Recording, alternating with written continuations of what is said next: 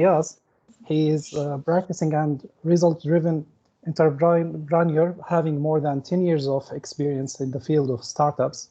Mr. Riaz is working as a visiting lecturer at Business School, University of Central Punjab, Pakistan, and is a program manager at Tech, Kicks, and UEET. I'm sorry, Mr. Riaz is passionate about creating entrepreneurial ecosystems in universities. E-commerce and digital marketing is his passion. So he studied background is in, or his study background actually in he has a bachelor degree in mechatronics and control engineering from UET, and he has a professional certificate in business incubation management from University of Queensland, Australia. So let us give a warm welcome to Mr. Farhan Riaz. Welcome, sir. The platform is yours. Thank you so much. I'm Yes, sir. really honored. I'm really honored. I would really like to thank my friend Mr. Rashid Khalid, and I'm really honored to be meeting you, Professor Mahmood. So I'm really glad that now the world has become really a global village, and this is exactly what our topic for today's presentation and session is. That is like digital transformation. I believe pre-pandemic, this would not have been possible that someone sitting in another country would be giving lecture to the brilliant students in another university. And this is exactly what we're going to talk about. So again, I would like to thank you for this brilliant opportunity. I'm truly honored, very humbled. So I think so. Without further ado, let us start the session. But before I do, I would like to, if the format allows, I would like to talk to some of the students so as to get the understanding, as in like, what do they expect from the session, or what do they perceive when we talk about digital transformation? So I think so. Can I have some volunteers from the students who would like to maybe raise their hand, unmute their mic, and tell us about what they perceive when they hear the word digital transformation? To anyone, doesn't matter if your answer is right or wrong. Could you guys hear me, please? Yes, we can hear you. Kindly, who can join us from our students? Brilliant. Lana? Yes, doctor. Yalla, go ahead. What are you expecting? Yes, Actually, I'm expecting in this session to know two things because usually this pandemic carried lots of disadvantages, but also we have, from business perspective, to see what are the opportunities that have been opened for us after this pandemic because we have to Exactly. pursue them. And also, I want from the digital transformation associated with marketing, I want to know how we can add a value for the costs to be on edge to defeat other competitors. So because since it's only about Awesome. marketing, so we want actually the cost to be less as much as we can. I mean, like, what is the pricing mechanism that gives us an edge over other competitors in digital transformation? Brilliant. I love your question or expectation thing. So I love it. Anyone else who would like to maybe give a perspective of what do you perceive when we talk about digital transformation? And is there anything that you would be expecting in the session? So anyone else would like to volunteer and let us know? I heard Muhammad trying to. Muhammad? Yes, so Yes, sir. You are muted, Yeah. Muhammad. You had a question, Muhammad? Anyone else? If Muhammad's not ready, seems he has some troubles with his mic. Anyone else? I just want to kind of have an idea what you guys are expecting and perceiving of the topic. So that What gives about, us a better. what about you, Ellen? Yeah, even I wanted to know about the new opportunities for the digital transformation. Actually, my colleague already told about that, so that's why I was thinking about to repeat it again. Yeah, even I wanted to know about the new, since because of this COVID-19, many businesses have turned into digital. So I just want to know how can start a business through digital transformation. Awesome. So thank you so much. Your expectation from the session is more enterprising, I would say, that kind of leans towards startups or starting your own thing. And this is exactly what I do or love. So we'll be talking about startups as well and how you can leverage this timing and this era to creating your own startup. So I think so that gives me a fair idea. The session is not very long enough, so the format would be something like I'd be starting the lecture, and afterwards, after my session, in the end, I would like to have around 15 minutes of question and answers, so that if I have left anything or if any question is unanswered, so that gives a better outcome of the session. So I think so, respecting time, I would start. I'll be sharing my screen and I'll be clipping on my microphone for a better audio quality. So just in case if someone would have question, you can maybe type it in the chat box or maybe raise your hand, whatever would work. So I'm just plugging in my mic. I hope you guys can hear me better now. Let me share my screen. Yeah, perfect.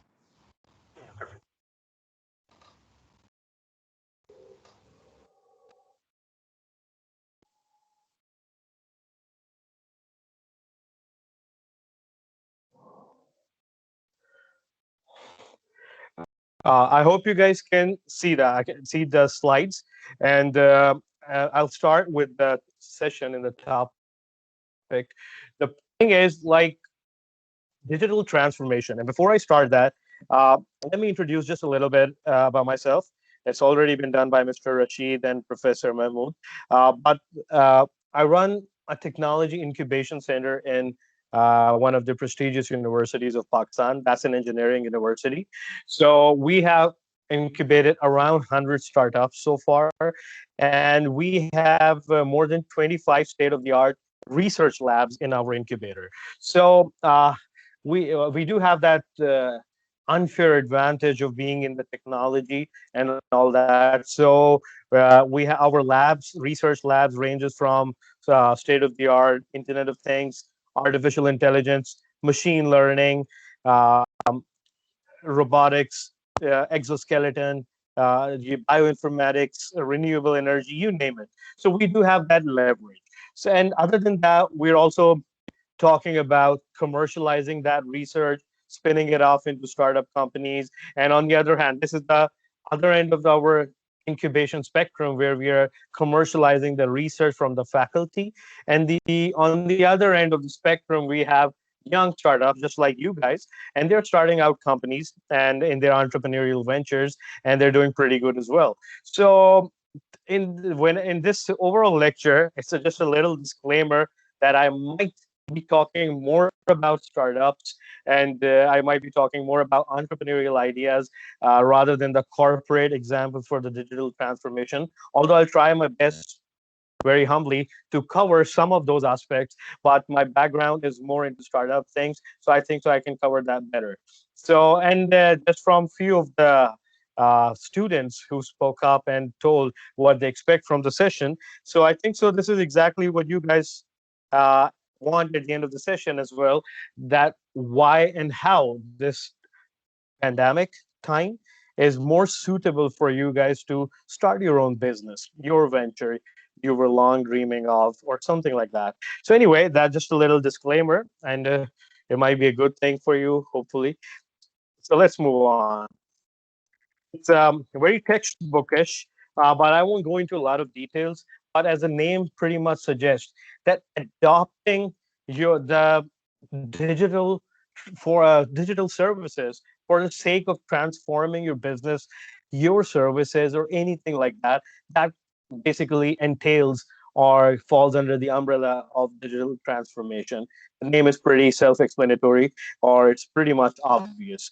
But the thing is, how can we learn more about it, and how can we use it to our advantage? This is what we're going to talk about. So, in the overall value chain of the business, any idea, service that you're running, we take one of the part and we try to kind of transform it with the help of the digital models, which we'll be talking about in the next slides. Okay, that's another very interesting set of stats by McKinsey Global Institute, and they were talking about the digitization index. Uh, Honestly, while researching for this session, I was also taken aback and a bit surprised because we believe that we've gone very much digital in the context of the whole world. I mean, like we're always on social media, we always have phones in our hands, laptops, working and all that. We believe everything has gone digital, but that's not pretty much the case. The statistics suggest Europe is currently operating at 12% of its digital potential. 12%, mere a petty 12%. I mean, that's pretty much because they're leading. But contrary to what you guys might be thinking, or even I was thinking, still 88% of Europe is not digitized yet. They are under catering for their potential, their digital potential. In the same context, Germany is operating at just 10% of its digital potential. The United States was leading the world in many aspects, many areas, domains. It's operating at 18%, which is pretty good comparatively speaking, but still 82% is untapped. 82% of that is pretty much unexplored. United Kingdom, England, that's like 17% of their thing is their ecosystem. It has not gone digital. So why am I just throwing these stats? The main reason is so that we understand there is still a lot of room for the transformation. And this pandemic has done a brilliant job on the flip side. I mean, we really expect this pandemic to slow down, and finally we really implore from God Almighty that let this pandemic stop and save all the lives, and may everyone be protected. But having said that, and it's got a really dark side to it, but having said that, the flip side of this pandemic, the kind of unintentional advantage we got is the digital acceleration. It's like the digital transformation. It's so much so accelerated that which would have otherwise been taking like 5 to 6 years to happen. It's been happening. It has happened in this 1 year alone. Let's see in the first subsequent slides to find out more. Okay, so whenever we talk about uh, the whenever we talk about the digital transformation, the transformation happens through mediums. So what can be the different mediums which would we can or we can try to kind of transform? So it can be via delivery mechanisms. It can be some sort of bots in the artificial intelligence. We will be discussing it in the end. It can be software taking over the operations. There's a particular term called software eating the world. We'll be talking about that in the end. Digital distribution, which kind of entails and covers the e-commerce model and other stuff. E-commerce is the key if we have to talk in the individual capacity. So the main point that we are trying to make here is there are mediums through which we can transform a business, an organization, or maybe your individual venture. So another brilliant and amazing distribution mechanism and a medium is business models. So one of the most disruptive business model who has changed the world for better are like some of them that I think so worth mentioning is e-commerce. We are witnessing the marvel of Amazon and other e-commerce things that are happening. Crowdfunding is like a lot of people are kind of backing some kind of an innovative idea which is solving a problem. The best examples would be Kickstarter, Indiegogo, Consume, and so many other good sites. Crowdsourcing, that's another kind of a good thing, which kind of a lot of people, crowd is designing collectively and collaboratively designing a certain kind of a product. It can be a product, it can be marketing campaigns. And the last in this slide, but not the least, is shared economy or sharing economy. This is one of the really, really good business model, which has really disrupted the global businesses. For instance, Airbnb. That's you don't need to own.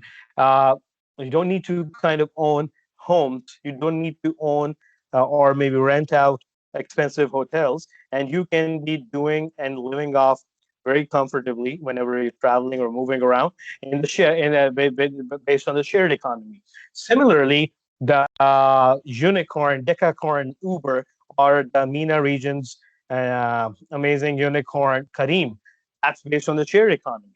You don't based on these business models, ownership is dwindling. I mean, like maybe from 5 to 10 years from now, you might not need to own a home, or you might not need to own a vehicle. That might not be needed. That's another very interesting startup globally based on this business model. I'm just It's Turo, Turo. Maybe you guys would like to kind of Google that later on. Turo. You can rent out luxury vehicles, supercars at a very nominal price, and in the US and Europe. And that's also an amazing example of the shared economy. Anyway, what I was trying to imply through this slide is whenever you're trying to transform an organization digitally, that there are mediums which you're basically transforming, or the links in the value chain you might be collectively affecting or influencing all of the links, or maybe one of the links in the supply chain, in the value chain, and we do it via different delivery mechanisms with through different business models and so on and so forth. Excuse me. Anyway, I might be going a bit fast, but I think so. In the end, I'll open the house for the question and answer. That would be the best part. Okay, so based on that, I just randomly wrote various industries and verticals, but I believe digital is dominating irrespective of the industry or vertical. It's industry agnostic. It doesn't really matter like whichever industry. Yes, there are things. Some of the industries are more digital friendly than the others. I mean, like brick and mortar, it's also going digital, but not all of it. So, for instance, retail can be very well digitized as compared to hospitality. Hospitality, as in like you cannot live off digitally. It's just the distribution mechanism, as we were just talking in the case of Airbnb, hotels.com, bookings.com, and other stuff. Education is amazingly digitized, and this my giving this session to I'm sitting here in Pakistan, and you guys are listening in the UAE. So that's a beautiful example of educational industry being transformed digitally and for the better. So travel. So anyway, the point is it can be any industry in vertical, but generally retail, education, finance, and by finance I mean the fintech space. That's been amazingly disrupted because of the digital business models, supply chain, travel, and you name it. Okay, different types. Like we have been talking about the digital transformation, but how does it exactly happen? It may vary from case to case, from situation to different situation. The main thing is, for instance, a lot of times cloud. You might have heard that word. Uh, we've been using this word generously in our daily language and work professional language as well.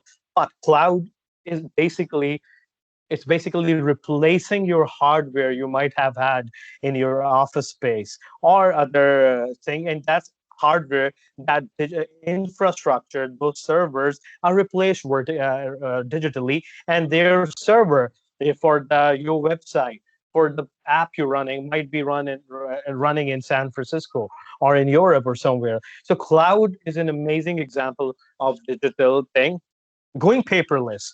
For instance, in Pakistan, a lot of universities, unfortunately, we're lagging a bit in that digitization index. But a lot of universities, we are trying to go paperless. And how are we doing that? By adapting to different ERP. ERPs like SAP, or if not SAP, the different tailor-made versions of the ERPs, marketing Excuse- automation, CRMs, virtual events, and conferences. For instance, I think so. Mr. Rashid Khalid also organizes a brilliant conference of IEEE. So do we in Pakistan as well, and we have been doing it for the last 15 years or so. So it's called ICOST, International Conference on Open Source Systems and Technologies. Excuse Quite a me, Mr. mouthful. So now this time around, because of the pandemic, we would be hosting that conference digitally. So virtual conferences, not only virtual session like this one, which is pretty brief. Virtual conferences are being hosted all around. This is also a brilliant example. Another great example in China. I think so. One of the world's biggest exhibition and exposition takes place, and it's called Canton Fair. Just like you guys have GITEX. So the Canton Fair, and I guess GITEX maybe as well. It's being it was done virtually. So I mean, no one could ever imagine that the whole Canton Fair would have been done online. So this is like what's happening. E-commerce, digital marketing. So they're also brilliant examples of how it's happening. So I think so. That's kind of I've been talking for a while. So let me get some kind of feedback before I start. Yes. Yes, Mr. Rashid. I think so. Something. Yeah. There's one student, Mr. Mahmood. You have anything? Means, are you people listening? Yeah, actually, we can hear. The slides is locked. Actually, the slides is locked at the intro. Yeah. We didn't see the other slides. Yeah, Farhan. Only one slide was seen at the beginning. The first one, introduction. Apologies for that. I'll kind of run over again. So I don't know why. It might be apologies for the technical glitch. I was moving the slides, but somehow maybe apologies for that. So anyway, I'll kind of run through those slides again. Yeah, I'll share that again. But meanwhile, I would like to ask the students, like we had been discussing just the introductory thing about digital transformation, the mediums of those mediums, and the verticals and industries it's affecting. So any to have I'll get your feedback on that before I move on.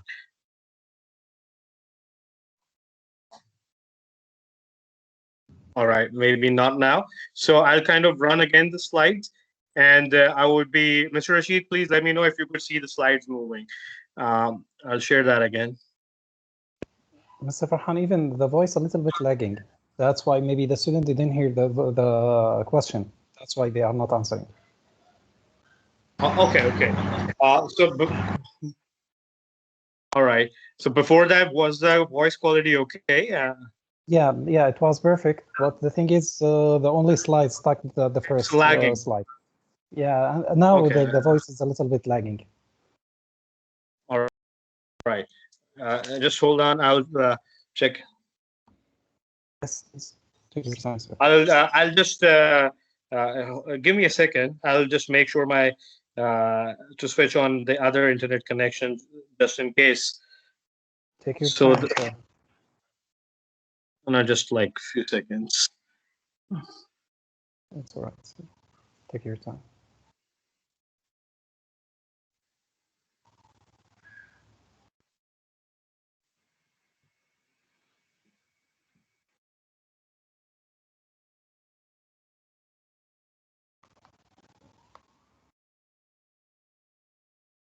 Well, honestly, the digital transformation, I just listing it out. It's an amazing one where we can see, Professor Mahmood, that a lot of changes have been occurring. Means a big example is nowadays what we are looking at the Friday sales and all those particular things. The amazing part is the sales, online sales, have drastically taken over the whole market. Every single brand, every single organization is just going online, and that digital transformation of selling it out their goods and the discounts which are attached with this one is an amazing one. Like if we all can see the noon.com, how amazingly they have put up the Friday sale, where a lot of people have bought. And another example is Amazon. Fantastic, I think discounts been offered for everybody. So that is something where I think very rightly said that this whole trading and the market sense has drastically been changing towards an online system. Now over to Farhan. Farhan, I think so we can see now the digital transformation. First slide from your end. And now can you see the other one? Yes, This is moving. the Yes, second one. sir. This All you can- right. you I can- apologize for the inconvenience. I don't know if somehow I'm not very. We generally use Zoom, so it might have been my bad. Again, apologies for the inconvenience to everyone. So just like a little sneak peek into what we had just covered. So these were the first few slides which we could not see, unfortunately. So what I basically a brief recap of what we discussed. Then I'll move on. So we were talking about the basic definition of to what does digital transformation entail and what kind of things fall under this category. And also we were discussing the digitization index and the potential. As in, I'll repeat, you might recall that Europe is currently operating at 12% of its digital potential. Germany operates at 10%, US at 18%, and United Kingdom at 17%. These are stats I took from McKinsey's Industry Digitization Index. Anyway, so what does that mean? If US is operating at 18%, that means like 82% of their whole business and marketing and every aspect of their life is not yet digitized.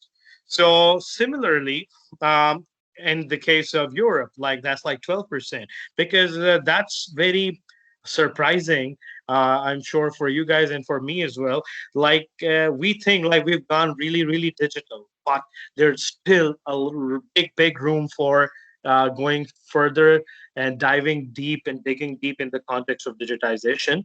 We discussed how do this digital transformation take place. So we briefly discussed it's basically the different links and parts of the value chain, the supply chain, or there are mediums through which we transform the organization or the business. So it can be via delivery mechanisms, it can be different kind of bots, software model, distribution has gone digital, and most importantly, these are the business models. So we talked about the e-commerce, crowdfunding, crowdsourcing, shared economy, and shared economies like Careem, Uber, Airbnb. You don't own a thing.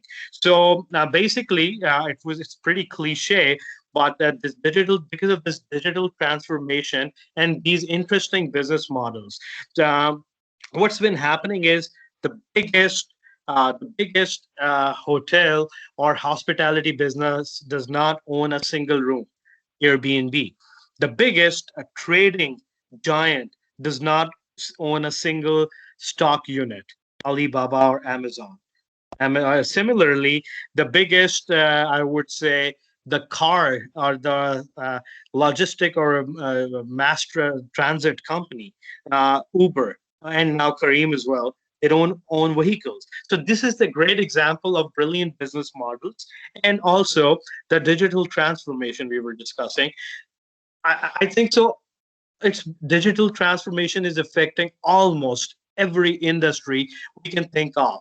But there are some industries which are more digital friendly as compared to the other ones. So we discussed several, like retail is pretty much being taken over by the e-commerce thing. So you guys must have heard, and as Mr. Rashid was rightly pointing out about Noon and Amazon and all that. So I would be discussing e-commerce in the end because this is one of my favorite things. So we would be discussing e-commerce, and that would cover the retail part. For financial technology, the fintech, which even includes the PayPal or other kind of businesses, education, hospitality. So there, almost every business has been transformed digitally or is on the road to the digital transformation. So we were discussing the different types, and I think so. This is where we kind of left. So different types of the digital transformation. We discussed about cloud. So often it's about. I told you the cloud is. You can very simply speaking, not going into the very nerdy textbookish definitions, but cloud is replacing your hardware. For instance, my app or my software can be hosted somewhere in San Francisco or maybe in Europe. So that's a brilliant example of cloud, how it's taking over the world. And one of the best, we were talking about Amazon a bit earlier. Uh, one of the best cloud services being hosted by Amazon. That's called AWS by Amazon. Microsoft also has great cloud services, just like Microsoft Azure. So, so the main purpose of doing this cloud is to go paperless, automate a lot of stuff. So that's been happening all around. And one of the ways it's taking place is ERPs, just like SAP. You might have heard of SAP or other related softwares, big and small. So organizations are going digital via ERP models, automating the marketing system, using different CRMs. And we were discussing about virtual events, virtual conferences. So it's just like I'm just doing the brief recap, and because you guys couldn't see the slides, and so I gave the example of the different conferences being hosted virtually. And I gave the example of Canton Fair, which takes place in China, one of the biggest exhibition and exposition in the world. Now, this time around, which no one could ever think of, no one could ever have thought that took place online in a virtual conference model. So e-commerce we discussed. So these are the different ways any organization or business generally can or had gone digital. So other some of the examples can be, uh, uh, for instance, this is pretty, a lot of printed material is now being replaced by the digital material. Uh, for instance, banks, they still do and give that credit card statements via post or mail order, but they also ask you for if you would save trees, save paper, and we would be mailing you the whole credit card statement in a digital model. We would email you that. So this is just one example. Email the postal mail order is being replaced by the digital thing. Marketing is being, or the billboards or the outdoor advertisement is generally going on social media. Brick and mortar retail, that's the biggest area. If the fourth one, if you can look into that, so that's going in the e-commerce way. So it's being done. As I told you, these stats, if you could see, the 12%, the 10%, this data is from the 2016 survey, McKinsey took. But lately this year, as I told you, we got hit by Corona, the COVID-19, and I told you that may God protect everyone from this, and may this end finally. But the flip side to this pandemic was the digital acceleration. The whole digital transformation, which otherwise would have taken like 5 to 6 years, it happened in this 1 year alone. So this is the bright side to look at looking at things, and so much so, it's on a lighter note. Once I came back home from my office and I saw my mother, and she was on the laptop, which was very unusual of her. She's not tech savvy or not techie at all. And upon asking like what she's doing, what's up, and she told me that she's having a virtual hangout with her cousins and my other relatives. And I was like, wow, that this is something I never could have thought that my mother would be having a virtual digital hangout with my aunts and other relatives on the Google Meet or stuff like that. So this is just example of what's happening. A lot of kids, small kids, kindergarten going, my son, they're having online classes. We could never have thought of that. So digital has become the new normal. Now, digital is the new normal. So based on that, this is the report from Nielsen. So Nielsen has said the consumer digital adoption has shot from 23% to a whopping 59%. And this is, I repeat, the consumer digital adoption has gone from 23% to 59%. I mean, this is no joke. That's more than double that. It's three times that almost, approximately. So what does that translate into? That's like 29% increase in the online shopping of cosmetics and stuff, 35% increase in the online shopping for clothing, the apparels, the fashion stuff, and online more often. So 14% said they were purchasing stuff more often online because of the context, like contactless delivery, safety, all these things. And even before the pandemic, if we go 1 year before that, e-commerce, digital transformation is so lethal if we don't adapt with it. That hundreds of stores of Macy's in the US and the Walmarts were closing down because of Amazon phenomena. So, and because Amazon, the e-commerce is cannibalizing on the outdoor retail. So, and that's like unheard of. And this is before pandemic. I repeat, this is before pandemic. And after this Corona thing, the whole thing has shot to 3x more, from 23% to 59%, or because I love to talk about e-commerce and stuff. So what happens is these November, December is the holy grail. It's the honeymoon period for the e-commerce marketers or store owners. Why?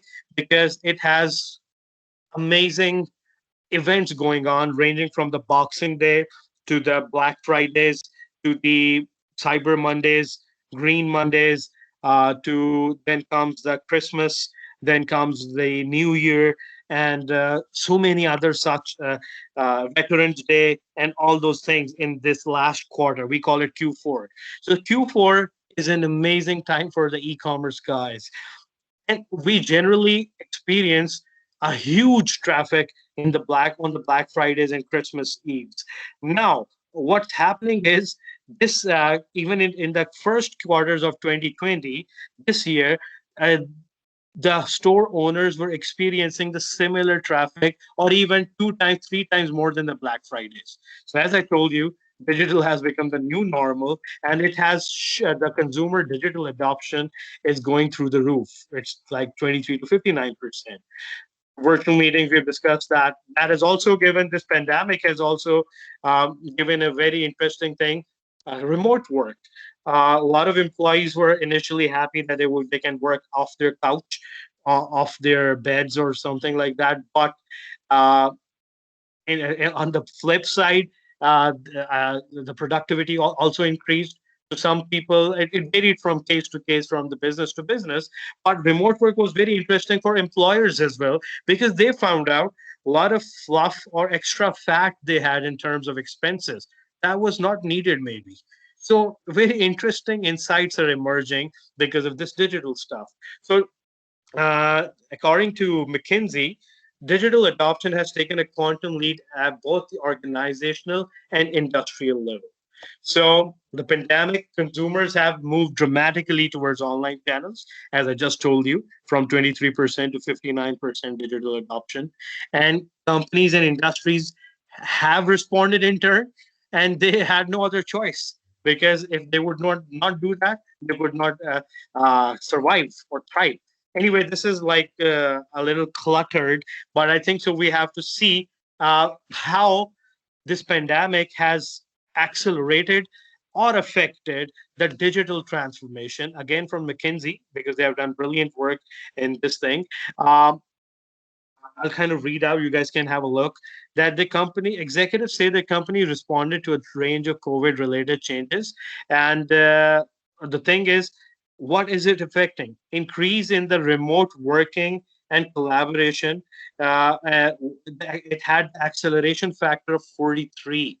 It's like 43x, which was expected, and what was happening. Increased customer demand was like 27x more. Using of advanced technologies in operations, business decision making also got affected very positively, I would say.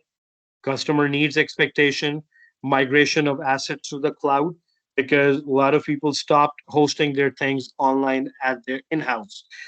Ownership of the last mile delivery. I'll talk about that when I'll discuss startups. Last mile delivery or the hyper delivery startups, they skyrocketed and they raised a lot of rounds of funding. I'll discuss that. So data security and so much so. So during the crisis are mostly stick through the recovery. Even after, what does that mean is, I'll just skip the details and but even after, inshallah, when the pandemic would be over, but it won't relapse. I mean, it might have a little bit of relapse, but still, people would sticking to their whole digital transformation that they took place. Yeah, remote work would not be 100%, but yes, generally, most of the things that we adopted would be sticking around. Now comes the startup part. This whole thing from this pandemic. Okay, let me ask you guys if you can hear me. Anyone can answer that. What do you guys think? Is it a good time for a startups or a bad time for the startup? I know I have built the context, and you guys are smart enough to know already. You have been following news, but generally, data or statistics aside, what do you guys think? Is it a good time or a bad time for a startup to start a startup? What do you guys think? Anyone, please? It's a good time to start. Okay, if you could please elaborate, like how is it a good time? What do you think? Because there is a lot of company closing, so you will have Interesting. a better chance to success in your business if you replace them with a Interesting. more modern way. I love your answer. Just but counter question for the sake of it. If a lot of companies are closing because of some reason, and for the very same reason, our own startup can close down as well. What do you think? Isn't it so? Yes, but Mr. Furkan, Anyway, great answer. I love it. Anyone else, please? Yes, seems Muhammad trying to answer. Yes, please. I think it's a good time. Yes, sir. Yeah, as told by Ahmed, the competition is weak right now. So if we start something innovative digitally, then I think it would be a huge success. Very interesting, and you guys are very smart. I love it. Thank you very much for the answers. And yes, this is exactly the right answer. But I think so. As I said, you guys are brilliant and intelligent, and overall, a lot of news and even this some data I shared in this presentation in this session also built the context for that. But generally, intuitively speaking, or logically, if you just we might think like every business is closing down. How in this world can we start a new company and be profitable? So that's just like the normal mainstream mindset people have. But a very interesting fact: pre-corona, when the world was hit by Great Depression in the 80s or 70s, I guess, and then again the credit crunch that happened in the economic collapse in 2008. These dark times or black swans, as we call it, it's one of the best times, one of the best startups were built. If you just would Google, you will find out even Apple, IBM, Disney, the baby boomer companies or the post millennial companies, they were often built in the some kind of a collapse or the economic downturn. So similarly, this pandemic has also given rise to brilliant opportunities, mainly e-commerce, as we were discussing. In Pakistan, and all around the world, but I would like to share about Pakistani stats before I move on to the MENA region stats. Uh, Lots of startups raised several rounds of funding for just the grocery apps, for just the last mile delivery apps, and the Food Panda kind of thing. Food Panda could not meet demand, so and there were a lot of complaints, but it was amazingly scaled because of that. So let's move on to that. I was before I was just talking about the e-commerce takeover. So brick and mortar stay because some student, some fellow, brilliantly mentioned a lot of businesses were closing down. You were so right, very intelligent. So because a lot of businesses were closing down, especially in the retail domain. So what happened was it gave opportunity to the e-commerce ones. So you could see from the slide, like 25% of this is like the retail which was impacted. It's like 25% the takeaways, the dine-in, the eateries, they were affected. So the grocery stores, they're like 67%. Pharmacies were not really much impacted. But on the other side, you can see that the increase in the clothing and cosmetics was like 11%, 8%, 4%. So this is just like how builds the context for a startup. Now, let me give you a very interesting news. Regional startups are on a growth trajectory, and Gulf business, as a reference, is the Gulf business. So, on a growth trajectory amongst this COVID-19 crisis. So, it might have rattled industries, but the MENA regional startup ecosystem resilient. Now, how much resilient? Let's see. And this is beautiful. I think so. This is amazing insight. 251 startup investment deals were recorded in the first half of 2020. First 2 quarters, 251 investments were made. How awesome is that? I mean, the whole world is collapsed. Economy is collapsing, and we all are thinking the businesses are dying. But on the contrary, amid this crisis, 251 new startup deals are done. Why? Because there's a lot of opportunity lying ahead. And mainly because of the digital thing we're talking.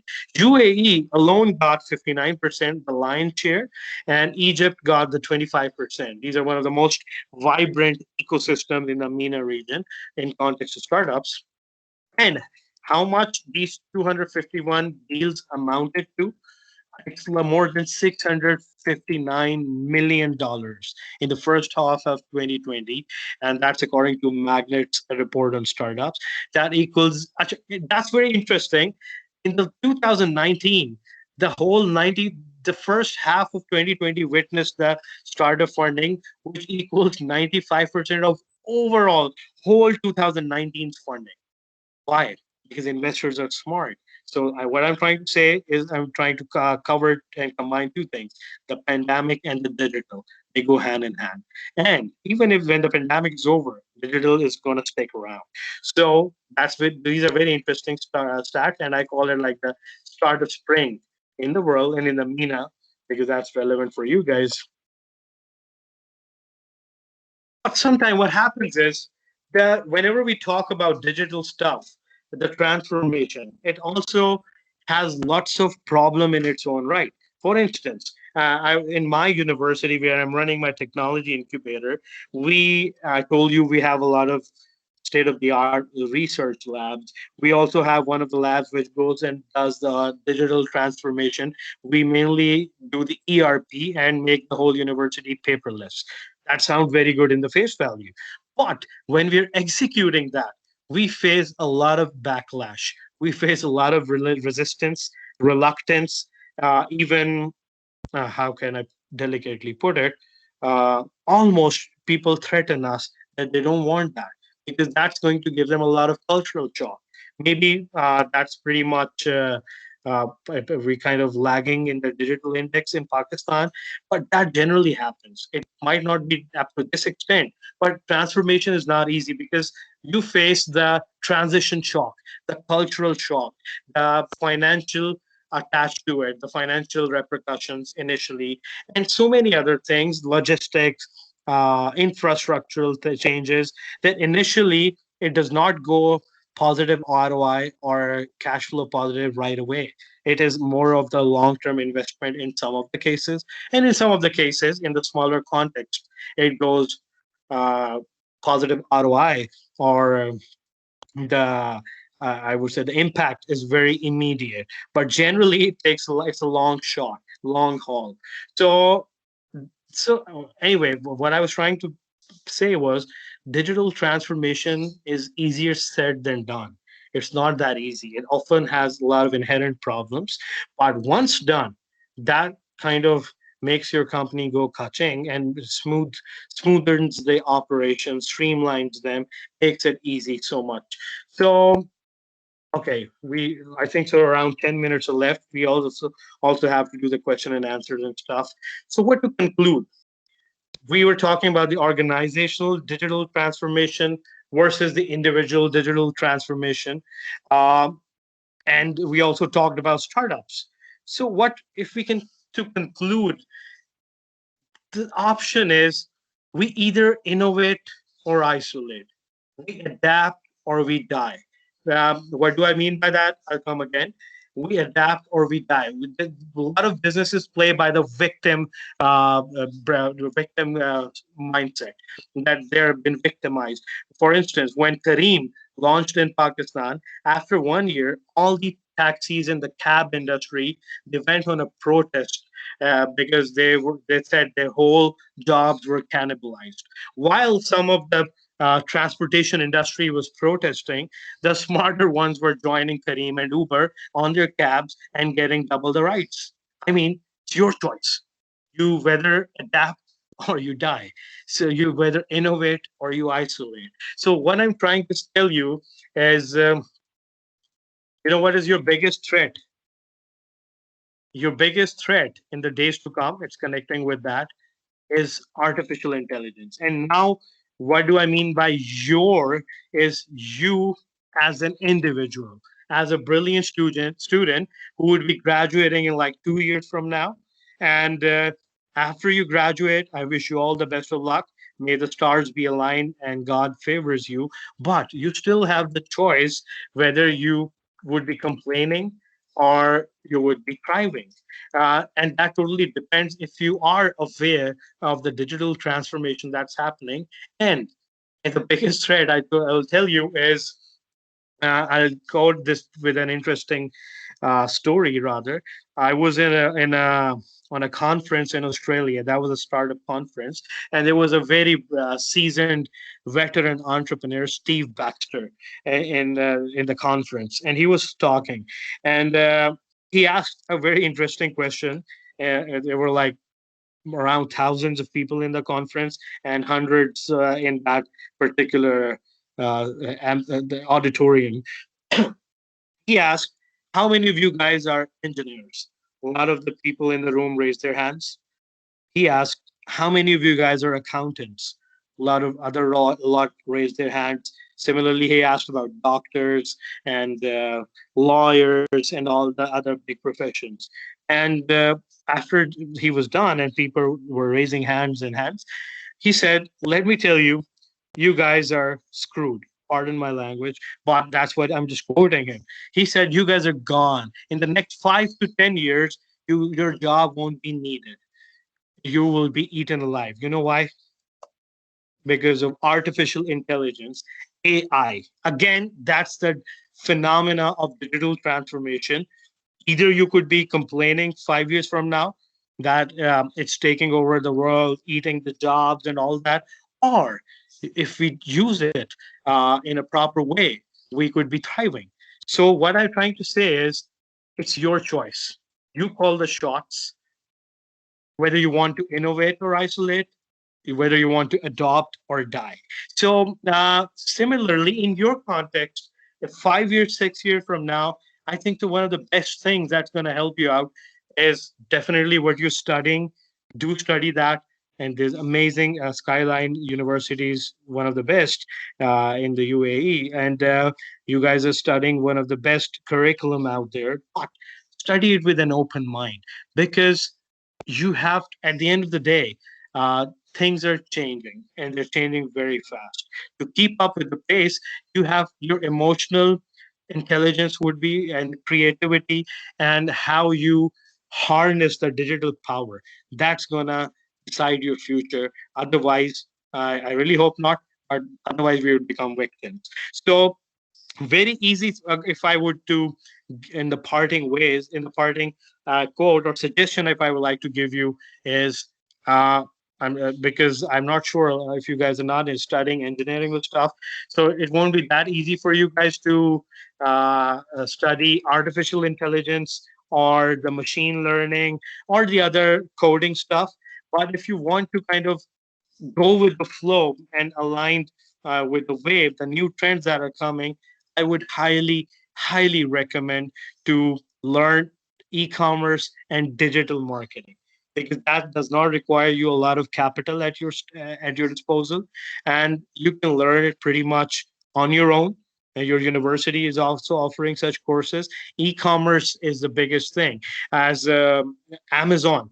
It has taken over the world. And talking about startups and all this stuff, has we often like to quote Steve Jobs whenever we're talking about startups. It's become, he was amazing, no doubt about that. And the impact he has created is more amazing, and it should not be measured in terms of money. But just to give you an idea what I'm trying to say, it took Steve Jobs more than 30 to 40 years to build his net worth before he died. It was around 6 to 10 billion. I'm not sure the exact number. Mark Zuckerberg achieved that net worth within 5 years.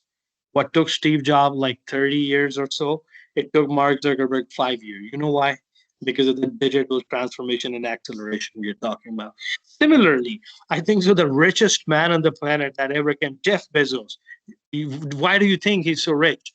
Um, the main reason is he would be making around, I'm not sure, but there was an interesting article on that, more than $11 million a second. I mean, can you fathom that? It's not humanly possible. I would repeat, it's not humanly possible. So how is it happening? It's because of the digital models. So although these are the very big examples to quote, these are outliers, the decacorns, multi-decacorns, but at your humble individual capacity, I would highly recommend after the session, whenever you get time in the coming days, rather than binging on Netflix, do that. That's cool, super cool. But also allot some of the time to learn the e-commerce and digital marketing thing, because this way you would be the part of the digital transformation. So with this, I thank you very much, and I open the house for the question and answers. Thank you. Please ask away. Thank you, Mr. Farhan. Any questions? Farhana, you had some questions. Yes, Mr. Mahmood. Yes, please, ma'am. Good evening, Mr. Farhan. Good evening. My name is Farhana Naz, and Okay. actually I have two questions. Sure. My first question is, how do you see technology evolving over the next 10 years? Okay. And my second question is, do you think Middle East countries are doing well, better than Europe? Okay. Brilliant questions. I won't consider myself to be a technologist who can predict the future, but in the next 10 years, as I told you, number one, it's you can call it digital nuclear power, the artificial intelligence, which I mentioned in the last. That's gonna take over, and it's gonna be very dangerous. Let me put it in very easy way, you guys, so that you guys can relate. Have you guys seen that movie I, Robot of Will Smith? I'm sure a lot of you might have. Otherwise, just watch the trailer on YouTube after the session. That's gonna be real, almost. Maybe not in those humanoid form.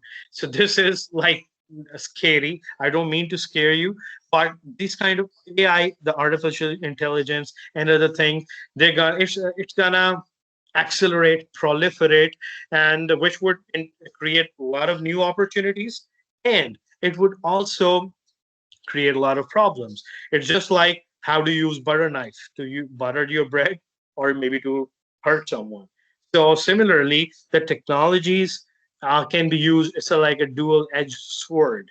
You can use it to our advantage of the humankind or the disadvantage of them. So one thing is like that. Another thing, like this is one part of the answer to your first question, how the technology is evolving. Another question, again, as I said, I don't consider myself to be wise enough to finally predict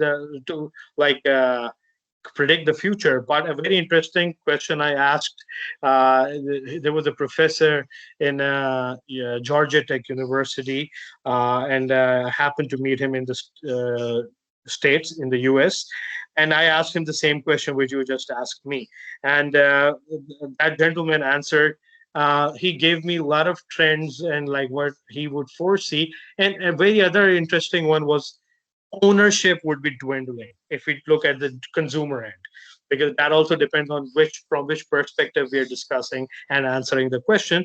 So a lot of people won't be owning stuff, as we discussed that when we were talking about the shared economy business model. People won't be owning homes, people won't be owning cars, people won't be owning even clothes. That sounds weird. If that sounds weird, let me put a link for you guys, or maybe you can Google that, renttherunway.com. That's a very interesting website founded by two girls, and now that's more than $1 billion in evaluation. It's become a unicorn. And what's the idea? What that business does is people are renting out. Yes, you heard me right. Renting out high-end designers' dresses of other people. Like, you might be thinking, are they hygienic? Would that be hygienic? Would they be clean enough? Would they be good enough? Yes, they are. You can Google that, renttherunway.com. So anyway, to answer your question, there is some scary part to the technological future we have ahead, and there are some very brilliant and the greener part, but filled with opportunities to the future that holds for us. So that totally depends on how we gonna kind of utilize that for our own self. And the other question was, could you repeat that for Hannah, please? This was the future, and the other one you asked was? Yeah, for the Middle East. Middle Eastern. Yeah, I got it. Middle Eastern, for that to answer it properly from startup perspective, if you're asking, we have to look into the number of deals.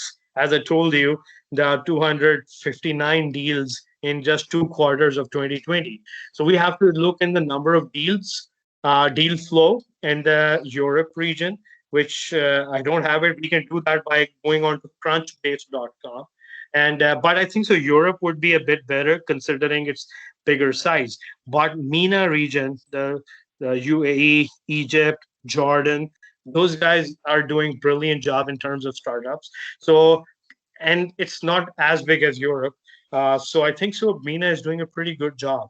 I'm sorry I cannot answer specifically because that's number oriented and we have to look into that. But I think so the ecosystem has become very vibrant and a lot of cool stuff is happening.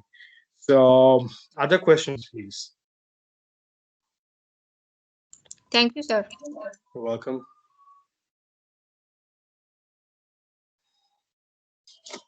Any other question, please?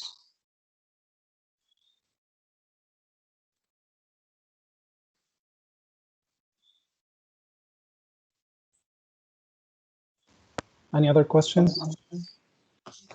Somebody's raising their hands. 16037, the student number. Yes, you can. Yes, doctor. Yes, Ahmed. Doctor, what about self-driving car? Do you think that will be possible in near future? Self-driving cars, they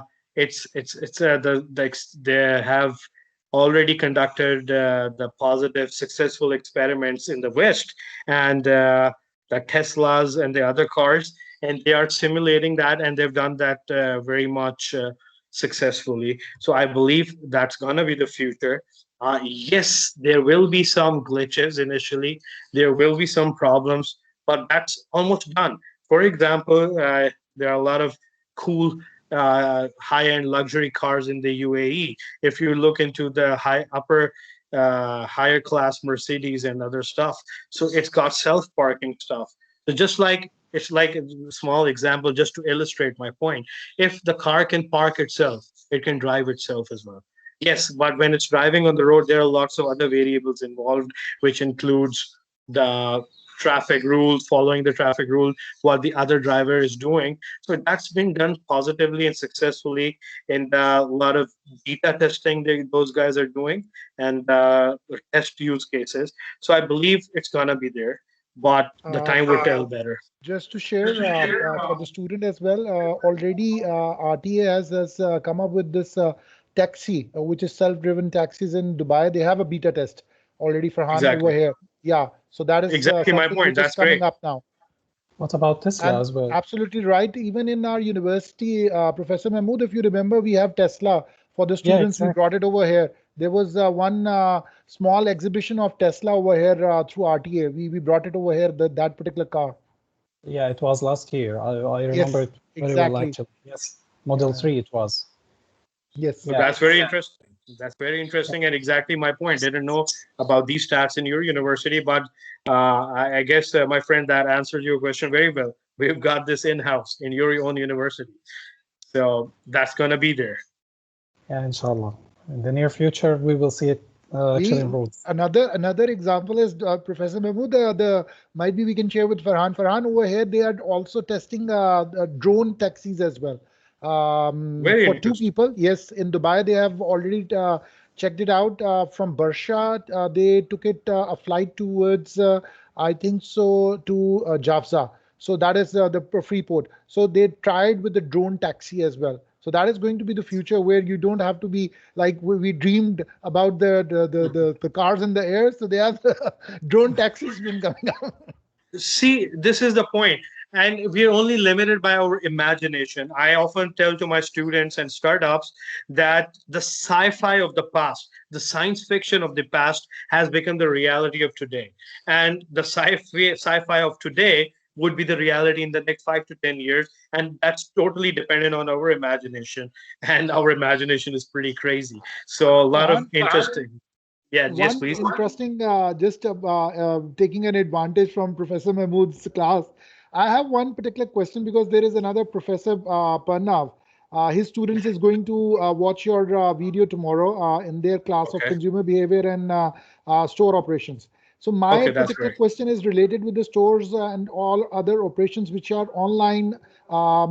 These days, we can see a lot of changing in the digital transformation in the open market sales, which are going on, Friday sales, as you mentioned. So Yes. this impact of this particular like Friday sales, we have Boxing Day and all those.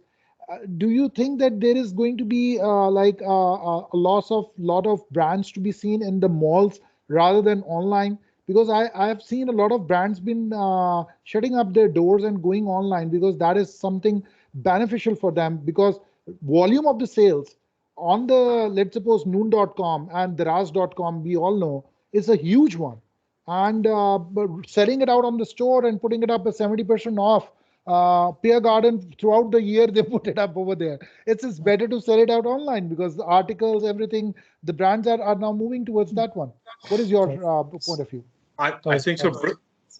Brilliant question. That is, it's happening. It's a For this we have to look in the bigger picture. What happens is these big brands, they adopt a multi-channel strategy. So what happens? And Noon.com, I think so. That's doing a job wonderfully. That has successfully replicated that Amazon model in the Middle East, and they're doing a brilliant job. But Noon.com, Amazon.com, there was Souk, and so many others collectively.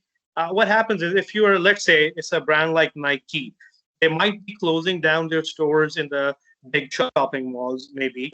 But let's say, just for the sake of explanation, suppose I'm just making it up. I'm sure the numbers are pretty big enough. If Nike is doing, for example, $1 billion a year collectively, now the most of their sales would have been driven offline from the physical stores, let's say 2 years from now, 2 years back or 3 years back. But now we can say that the retail sales or the physical stores sales in the mall, that might have decreased because they're shutting down stores. And so that sale, if that was, suppose, $500 million, now that might have dwindled to $180 million, just making it up, just for the sake of explanation, illustrating my point. But now what they're doing is now they have targets. They have target to maybe have that year-on-year growth of X%. So this 2021, they should be making $2 billion, suppose. Now what they would be doing, they would be spending their money, their advertisement budget, their media buying on the Facebook ads, on YouTube ads, on Snapchat, on TikTok, and on all the other platforms, digital channels available, and on the other channels like Souq.com, Amazon.com, Noon.com, and other players. Now they have to simulate and have set the target of getting sales of more than $2 billion. Even like they're aiming for the sky, stars, they might reach the stars instead thingy. So what happens is they're kind of not, if not 100%, the big brands would somehow reach their target. So again, answering your question, it's a cannibalization which is happening. For instance, like they're self-cannibalizing. At one time, their physical stores are suffering, but in the bigger picture, the consumer and the market size, the total addressable market is very much there. So let's say the brand is, yes, it is suffering a bit, but let's say the one channel of there, the physical channel, is suffering more. So I hope I somewhat answered the question. It was a complicated one. So the cannibalization, it does affect, but it depends on how the brand's marketing strategy is catering for that loss. Totally agree. My only personal view is that the overhead cost which is coming on the stores by operating the stores. The profit margin would increase. Yes, you're very right. That is because the more you people put it up on your store, in one store, let's suppose 5 people are or 8 people are standing over there in every single mall. Exactly, that's a beautiful point. That is something which I was thinking, that overheads are something like eating up all their revenues if they open up in different malls. That is why we see a lot of closure of different throughout the world. One example is Primark. They have now start shifting themselves towards online. A huge setup in UK is now shifting towards the other side. Exactly. Beautiful point being raised. You're very right in that. In the business model innovation class we used to teach, and that's a very classic example that we often teach about Dell computers starting out of their dorm room and how it disrupted with their interesting business model, how they interested the computer retail market. So what they were doing it was like Apple or IBM or the other computers of at that time, they were selling from the factory to the warehouse to the value chain looked like that, from the warehouse to the wholesalers to the retail market and then to the end customer. What Dell did was it bypassed and cut down all the middle channels and from the warehouse direct to the consumer, which gave them a lot of liberty to maneuver with the pricing, and also that kind of helped the easy on the pocket for the customer, one, and number two, more profitability for the company. So exactly this way, they're cut from direct from the warehouse to the end customer means a lot of profitability for the brands, and that's the brighter part for them if they're managing or meeting their target profitably. Online marketing is a bit complicated as well, because when we're spending big budgets on Facebook, the return on ad spend is not that linear. It starts plateauing a bit, but with a big and intelligent marketing team, that I'm sure that that's a piece of cake for them, and hence more profitable. So brilliant point being raised, sir. If I can share my point of view, actually at this point, I feel that digital transformation brought to us what we call it the disintermediation. But as well, we can see there is some more intermediation sometimes. Some platforms like Amazon and Noon, they are making money because of the intermediation. So somehow they are increasing even the expenses for the customers. So somehow it will affect. Yeah, I believe that. So it's like playing with a blade, actually, with two different sides, So I believe that sometimes it will increase the prices, yes. Sometimes it will reduce the prices.